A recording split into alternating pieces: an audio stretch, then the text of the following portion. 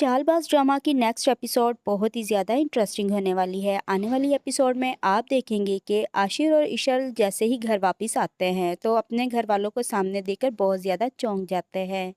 आशिर का वालिद उसे घर देर से आने पर बहुत ज़्यादा डांटता है और कहता है कि आज के बाद तुम जहाँ भी जाओगे आयजा भाभी से इजाज़त लेकर जाओगे। इशल को ये बात बहुत ही नागवार गुजरती है। वो आशिर से कहती है ये सब कुछ आयजा भाभी का किया हुआ है, वो जानबूझकर ये सब कुछ कर रही है। आशिर इशल की किसी भी बात पर यकीन नहीं करता बल्कि उसी को डांट देता है।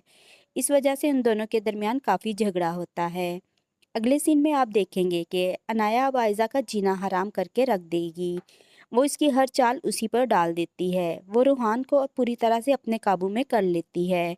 रूहान इसकी हर बात मानने लग जाता है और घर वालों से कहता है कि अनाया यूनिवर्सिटी जाना चाहती है और मैं चाहता हूँ कि उसे अपनी तालीम मुकम्मल करनी चाहिए।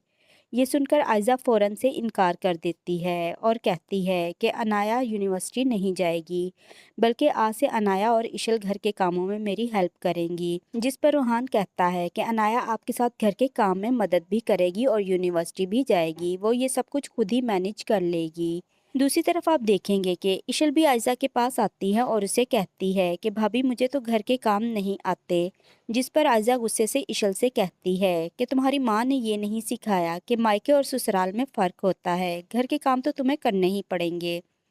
अनाया आयजा को झूठा करने के लिए अपने हाथों पर मेहंदी लगवा कर आती है और सबके सामने कहती है ये देखो मैंने कितनी प्यारी मेहंदी लगाई है। इशल ये सब कुछ देखकर कहती है तुम्हें तो मेहंदी से एलर्जी थी, अभी रात ही तो आयजा भाभी ने बताया है।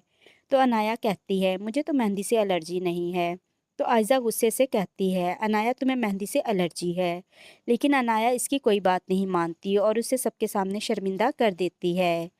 अज़ा नाया की हरकतों से बहुत ज़्यादा परेशान होती है और अपनी माँ को कॉल करके इसकी सारी बातें बताती है।